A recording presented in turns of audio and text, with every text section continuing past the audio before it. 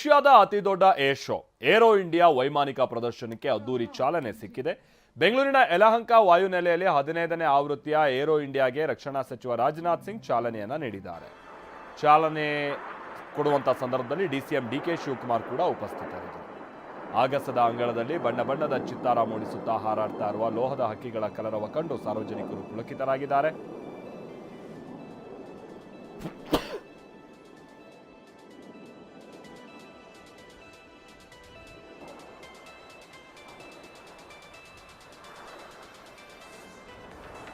ಇನ್ನು ಸೂರ್ಯಕಿರಣ್, ಸಾರಂಗ್, ಸುಖೋಯ್ ಪ್ರದರ್ಶನಕ್ಕೆ ಜನರು ಜೈಕಾರ ಹಾಕ್ತಿದ್ದಾರೆ. ಮೊದಲ ದಿನದ ಮೊದಲನೇ ಹಂತದ ಏರ್ ಶೋ ಮುಕ್ತಾಯ ಆಗಿದ್ದು ಸೂರ್ಯಕಿರಣ್ ಟೀಮ್ನ ಪ್ರದರ್ಶನ ಇದೆ. ಇದು ಎಲ್ಲರ ಗಮನ ಸೆಳೀತಾ ಇದೆ.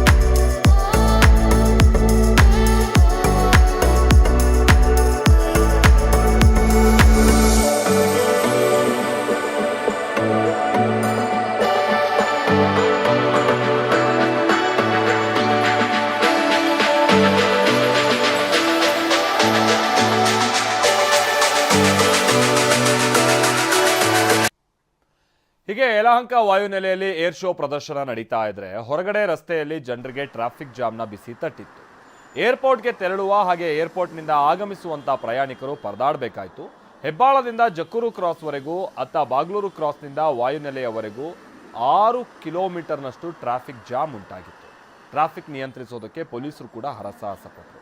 ಹೇಳಿ ಕೇಳಿ ಏರ್ಪೋರ್ಟ್ ರಸ್ತೆ ಆಗಿರುವಂಥ ಕಾರಣಕ್ಕಾಗಿ ಹೆಂಗೋ ಆ ಕಡೆಯಿಂದ ಬರೋರಿಗಾದರೆ ಓಕೆ, ಸಮಸ್ಯೆನೇ.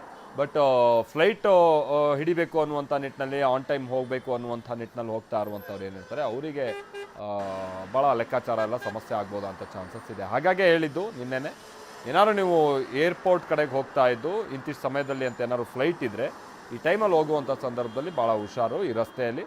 ಆಮೇಲೆ ಭಾಳ ಬೇಗನೆ ನೀವು ಮನೆ ಬಿಟ್ಟರೆ ಭಾಳ ಅನುಕೂಲ.